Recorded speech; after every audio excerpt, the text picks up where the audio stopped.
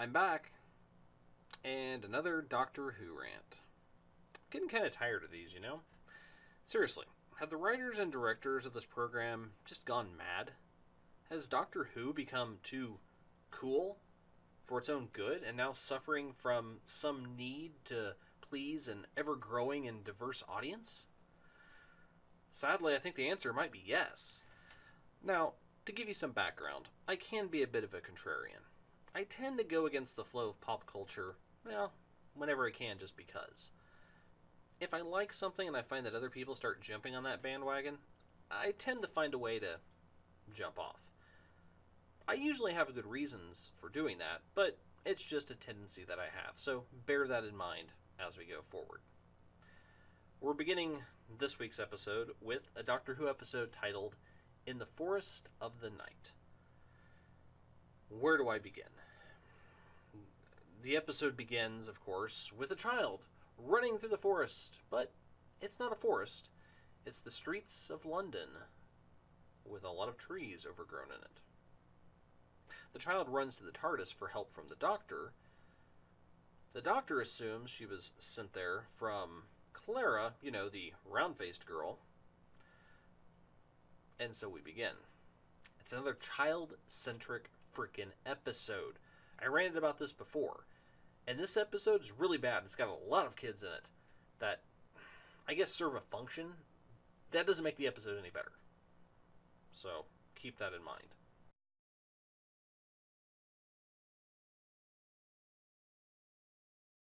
We learn through some matter of exposition that the entire Earth is now covered in a thick forest, and that grew up overnight. We then jump into a museum scene. This is where we meet up with Mr. Pink and Clara, who have been keeping a group of special kids overnight for a lock-in, I guess you could say, at this museum. An educational thing. Alright, seems legit enough. They quickly discover, however, that, well, London is overrun with trees. So, what happens? Clara decides it's time to call the Doctor. At this point, they try to make this scene about Clara calling the Doctor and not the children's parents into a bigger thing than it needs to be.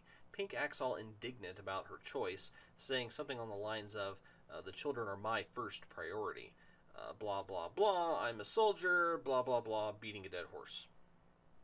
Alright, listen, I want to like Mr. Pink, I do, but the writers really make it difficult.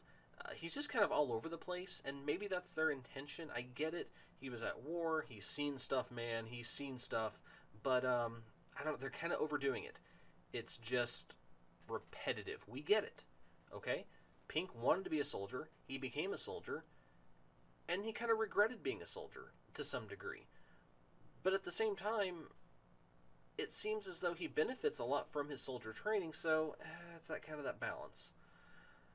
Moving on, Pink is a nice guy, but I also kind of think he's a bit of an idiot, and I want to clarify that a little bit. He knows enough about the Doctor to know that he's probably the first person you should call when something really weird happens on a global scale. So, why is it that he gets so upset with Clara calling him? It seems like a logical choice, doesn't it? You would call the Doctor. Hey, call your doctor friend. Maybe he knows what's going on. It also doesn't mean that you yourself, Mr. Pink, can't pick up your phone and call the parents. I don't know. Just saying, there was plenty of time to get everyone called and to do everything that needed to be done. Claire's decision to call the Doctor seems logical. Logic, I know. Silly. So the story muddles on, and we learn that the little girl from the beginning of the episode is kind of messed up in the head and on medication because her older sister ran away a year or so ago. So this little girl then runs off to do something, swatting at the air, at something that we, the audience, can't see, or the Doctor for that matter. So Clara and the Doctor trek out to pursue the little girl, of course, with Pink and the Fun Bunch, that's kind of what I'm calling this group of kids, deciding to follow suit just a wee bit later, because of course we need Pink to be separated from everyone so that he can jump in and be the hero. Too simple, but whatever. Now, during this traveling through the forests of London scene, we learn a couple things. We learn that, one, the forests are able to put out fires, or at least are fireproof. The doctor explains this as being because trees can affect the amount of oxygen. They are decreasing the oxygen, putting out the fire around them, so they're effectively fireproof? Really? Okay. We also discover that the wild animals from the London Zoo are running amok in this wooded wonderland. Now, what I find strange about these next scenes is you don't see any other people wandering the streets of London. I'm pretty sure even if the government told you not to, there'd be a lot of people checking things out. So instead, we get Pink and the Fun Bunch, Clara, the doctor, and the little girl that ran off. I guess we do see the little girl who ran off's mom trying to get to her at the museum here and there, but again, it's kind of irrelevant. It's just thrown in there. So there they are, the doctor, Clara, being attacked by wolves. Then the wolves run off. Why do they run off? Well, the doctor thinks it's because he scared them. No, it's because there's a lion chasing the wolves. The lion won't be scared off so easily. Oh, but it will, because Mr. Pink shows up and flashes a flashlight at him. That scares him off. And so the group is reunited, and the story may proceed. Now, I mentioned earlier the little girl that had problems in the head. I say problems in the head. I mean, she was emotionally disturbed because her sister ran away. Let me clarify that point. She's on some medication, probably for anxiety and some issue such as that. So she's been off of her medication because of the whole forest issue, and these voices she was hearing are getting louder and louder, and she's starting to see them more. So the doctor does something very doctory, as he often does, and voila, we can see these little sprites of light bouncing around her head. Well, what are they? That's a good question, what are they? Because it's hard to understand exactly what they are. Yeah, let me get to that. So, the mysterious energy light sprite things effectively possess the little girl and begin to speak through her. Now, this is an effect which is done in many science fiction shows and the like, and it works. This one, though, whoever did the audio decided to do something strange. They took the little girl's voice with the dialogue, and so you hear her speaking that, but then they also took an altered voice, a deeper, I guess I'm going to call it demonic, but it really isn't demonic, darker, heavier voice played underneath that. Now, that effect done that way, layered on top of each other, is fine. They sort of work, but what they did, they made them offset, so they weren't all saying the same word at the same time in the same voice. See what I mean? They were offset such that it was really difficult to understand what they were talking about. I mean, seriously, I cranked the television up. I didn't go as far as turning on closed captioning just because it wasn't that important to me at the time, but I need to go back and try to find some transcript. It is difficult to understand at best. The things say that they were here before everyone and that they would last after everyone and they've always been around, etc., etc. Again, not being able to understand all the dialogue, it's hard to get a grasp for what they really were trying to say, but in the end, they disappear. Alright, sure. Not really sure what that connection to the trees is, but okay. So, at this point in the story, maybe a little prior to this, our heroes, and I use that term loosely, learn about a giant solar flare that's about to hit the Earth. This doesn't exactly explain the trees, but no one seems to care at this point. Instead, Clara, in one breath, says, "We can save everyone with the TARDIS." And then the next breath, she's telling the doctor, "Hit the road, get out of here, leave everyone on Earth to die, save someone else." Now, part of this confusion in this storyline at this point, I think can be explained this way. She does explain that she was lying to the doctor, wanting him to go back to the TARDIS, and didn't think he would if she didn't give him a good reason to. Alright, maybe. But my bigger issue with it is how the episode was cut. This isn't a fault of the producers, or the editors, or anything to do with the BBC. They did fine. The problem is when you take a program from the BBC and put it in American television. We have commercial television, which means we have commercials, commercial breaks that come on quite frequently, more frequently than we would like. So the British episodes get cut in weird spots sometimes. Most of the time, they're not done badly. This one wasn't done well. It just seemed to cut with her saying, "We can save everyone," to coming right back to her saying, "Nah, we don't want to save anyone." It made the story feel very imbalanced. But I can't blame the producers for that one.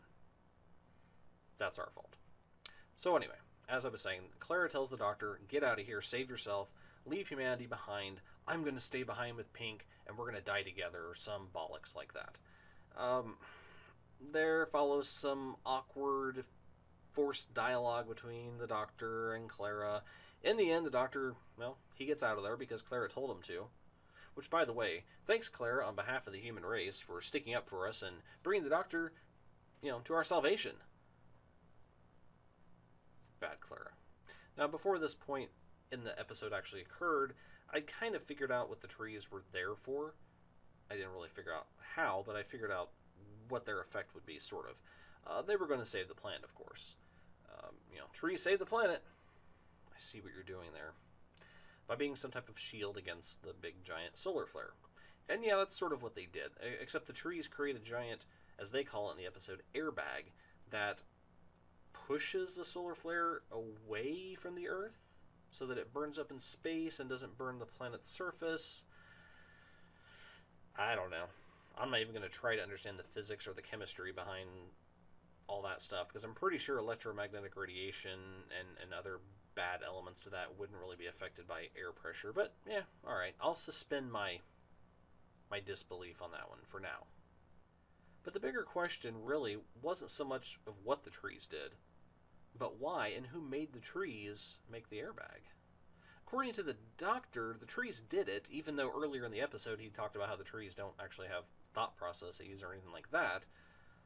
Was it the little sprite things that were around the little girl? Were they the ones who were controlling the trees?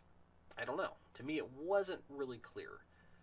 But the Doctor goes on to say that the trees in the past have saved humanity. You remember Tunguska, the big explosion that happened that knocked down a whole bunch of trees? Well, he says the explosion would have been much bigger, but the trees saved us. He also cites another weird explosion that happened in South America. I'm not familiar with that one, but I'll take his word for it, and I didn't feel like Googling it. So, yeah. The trees, they've been protecting us for a very long time. Now, there is another little tidbit aspect to this that's weird, I think. So after the trees have deflected the great solar flare, the trees start to just vaporize. They go away. Now, they don't burn up. They've survived the solar flare. They just disappear, as if they were never there in the first place. Really? You could not have come up with a better way of dealing with that? You couldn't have had it simply left that the trees were there, then humanity had to deal with this giant tree outbreak? Which, to tell you the truth, a tree outbreak isn't the worst thing that would happen. We'd have a great surplus of cheap building materials for quite a long time. So I think it might be a good thing. But no, instead the trees just magically disappear. Come on. You can do better than that. That's weak. Weak. I'm scowling at you. Well, I could go minute by minute through this episode and just pick out all the stupid parts and all the bits that aren't what a Doctor Who episode is supposed to be. Oh, I nearly forgot my favorite part of the entire episode. Absolute favorite part. So, during the part leading up to the trees saving the planet, and after the Doctors decide he was going to save the planet, however that happens, he realizes he has to stop the governments of Earth from destroying the trees. Apparently, Earth governments have a bunch of chemicals that will de-leaf trees. They have this stuff just laying around in large quantities, of course. So if they do that, all the trees die, there's no protection, no airbag, everyone dies. So he decides he has to communicate to the planet. Didn't we do this already in an episode of this series? Anyway, so he uses the TARDIS to communicate to all the governments of the world and all the people, and they decide to have the little girl speak. So she speaks, asking you, please, we're handling this, don't destroy the trees. The trees are going to save us from a solar flare. And everyone says, oh yeah, sure, because you asked nicely. What? Oh, and she also asks that her sister come home, because she misses her very much. Aw, isn't that sweet? More on that later. So what is the deal with the season?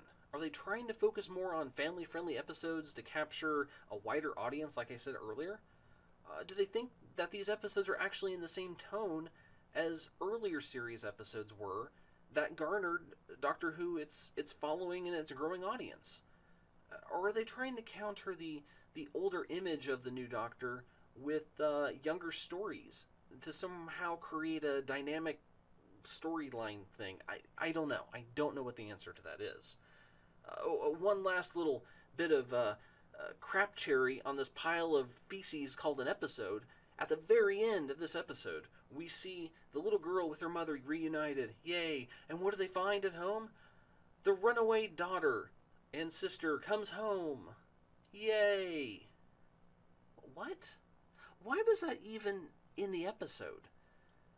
I mean, I guess if you follow it back, it's because she was hearing voices, so they had to have her on a medication to explain. I don't know. There's ways around it. But the point is, why is that in this episode? It just doesn't fit. It doesn't make sense. Stop it. It doesn't need to be there. Bad writers, bad producers. I'm getting a headache just thinking about this episode again. So at the end of this god-awful season, I'm going to collect all my thoughts and my notes and kind of see where we're at with Doctor Who as a series. I have to tell you, so far, it's not looking so good. Well, that's it. I can't rant anymore. Well, that's a lie. I could rant and rant about this episode and this season, but I'm going to stop. I'm going to stop because I don't feel like uploading a multi-hour long video to YouTube. So, there's my reason. Alright. Well, thanks for watching. I'll see you next week. Why?